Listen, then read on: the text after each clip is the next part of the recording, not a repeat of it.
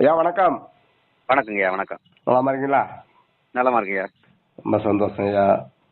இன்று ஒரு முக்கியமான தகவலை நம்ம பதிவிட இருக்கோம். அந்த முக்கியமான பதிவு என்னன்னா, நாம் தமிழர் கட்சியினுடைய ஒருங்கிணைப்பாளர் மரியாதைக்குரிய சீமான் அவர்கள் பற்றிய ஒரு பதிவு.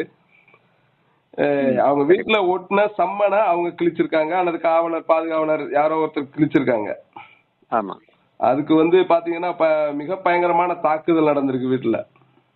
ஆமா. காவல்துறை சார்பா எதற்காக அந்த தாக்குதல், என்ன காரணம் ஐயா? அத நம்ம விளக்க வேணும்.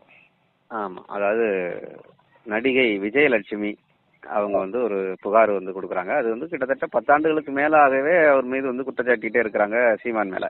ஆமா ஆமா ஆமா, அது தொடர்ச்சியா கிட்டத்தட்ட 5-6 முறை கருக்கலப்பு நான் செய்யப்பட்டேன் அப்படின்லாம் சொல்லிட்டு நிறைய புகார்கள் தொடர்ச்சியா சமூக வலைத்தளங்கள்ல அவங்க திடீர்னு பேசி வீடியோ போடுவாங்க.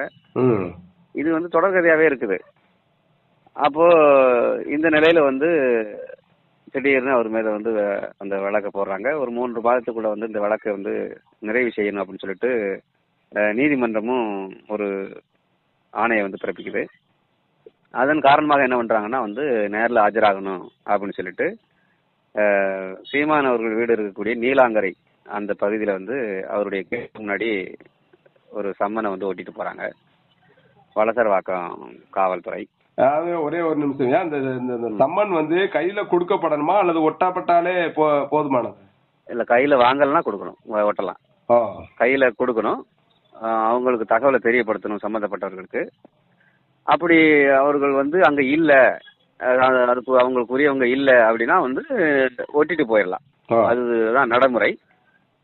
அது சீமானுடைய கவனத்துக்கும் அந்த சம்மன் போய் சேர்ந்துச்சு. ஏன்னா தொடர்ச்சியா அது குறித்து சமூக வலைத்தளங்கள்ல வீடியோக்கள் பரவிட்டு தான் இருக்குது.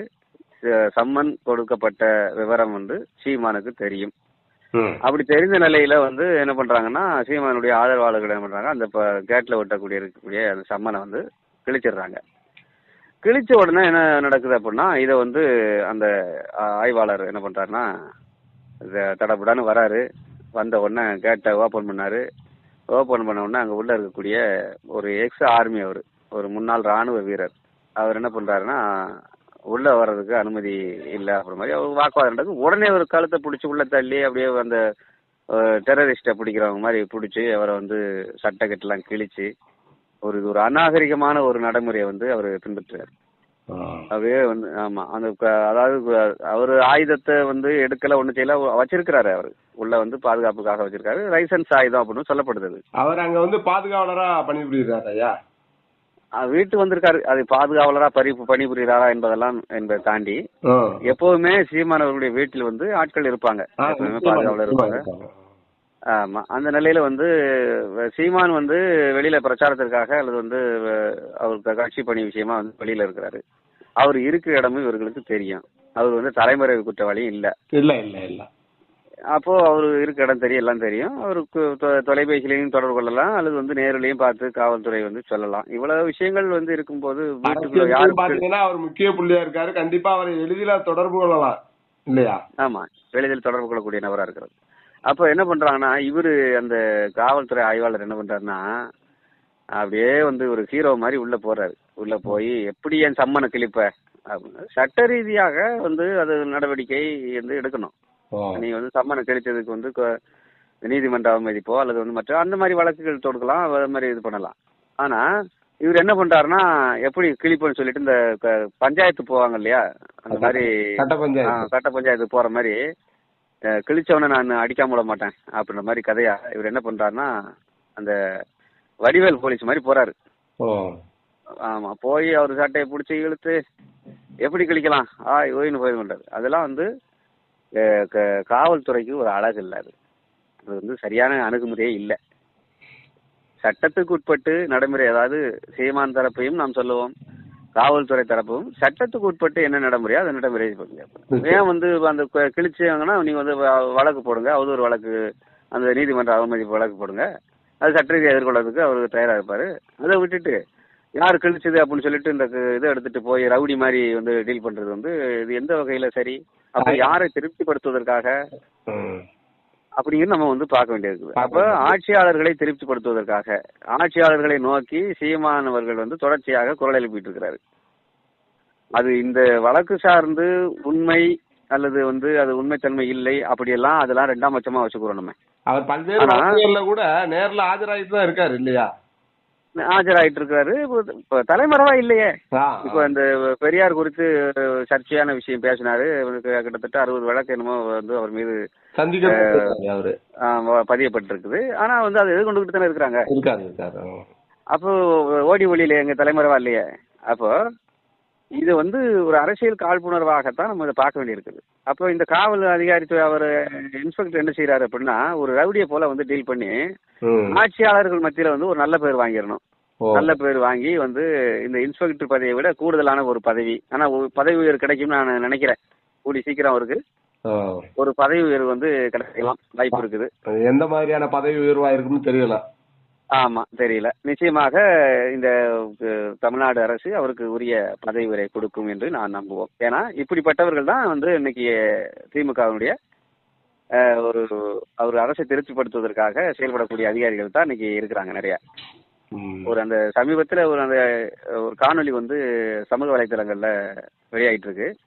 KN நேரு உங்களுக்கு தெரியும், திருச்சியை சார்ந்தவர், அமைச்சராக இருக்கிறார். அவர் சொல்றாரு, ஒரு காவல்துறை அதிகாரியை வச்சுக்கிட்டு சொல்றாரு, இவர் வந்து நாங்க வந்து அந்த காலத்துல இருந்தே இவர் வந்து எங்க திமுகவுடைய அபிமானியா இருக்கிறாரு. அவர் நினைச்சா ஒரு ஆளு மேல கேஸ் போடுவாரு, கேஸ் போட்ட ஆளு மேல வந்து கேஸ் இல்லாம பண்ணுவாரு. எவ்வளவு ஒரு விஷயம் பாருங்க. இது வந்து எப்படியா நம்ம எடுத்துக்கிறது என்ன, எப்படி இது வந்து தெரிஞ்சுதான் பேசுறாங்களா இல்ல இது எப்படி? அதான் புலோல வந்துரும்ல சில இது, அதாவது உண்மை வந்துருது. வந்துரும். அது நம்ம வந்து தெரிஞ்சுதான் பேசுறோமா தெரியாம பேசுறோமா மாதிரி அந்த நடக்கக்கூடிய விஷயங்கள் வந்து அது யதார்த்தமா வந்துடும். சில பேரால மறைக்க முடியாது. எத்தனை நாளைக்கு மறைக்க முடியும்?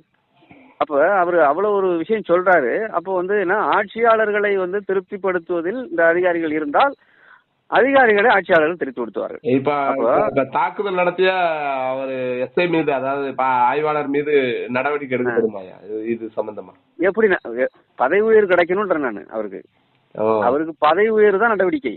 அவர் மேல என்ன நடவடிக்கை எடுப்பாங்க?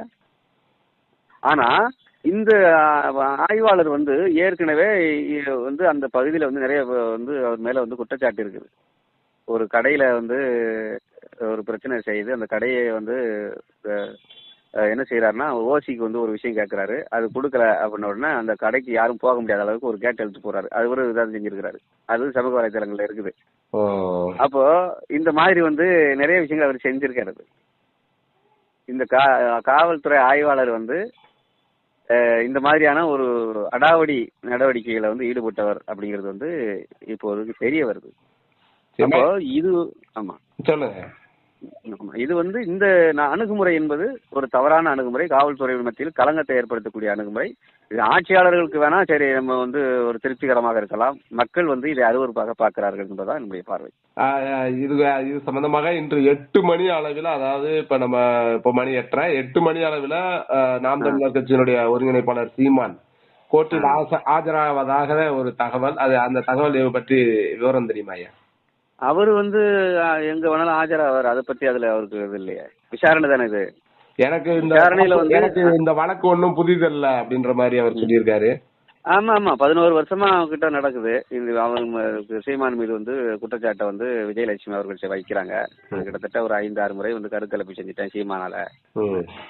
அப்ப இது வந்து வழக்கு சார்ந்து நம்ம வந்து டீப்பா போனோம்னா அது நீண்ட காணொலியா வரும். அது அதனால என்ன விஷயம் அப்படின்னா, விஜயலட்சுமியை பொறுத்தவரை இந்த மாதிரி வந்து புகார் அளிப்பது என்பது புதிதல்ல.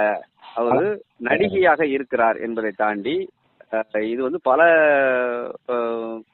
இங்க ஆந்திரா இந்த மாதிரியான இடங்கள்ல, கர்நாடகா போன்ற இடங்கள்ல வந்து நடிக்க போகும்போது இதே மாதிரி பாலியல் குற்றச்சாட்டை சொல்லி பணம் பெற்றதாகவும் நமக்கு செய்திகள் வந்துட்டு இருக்குது.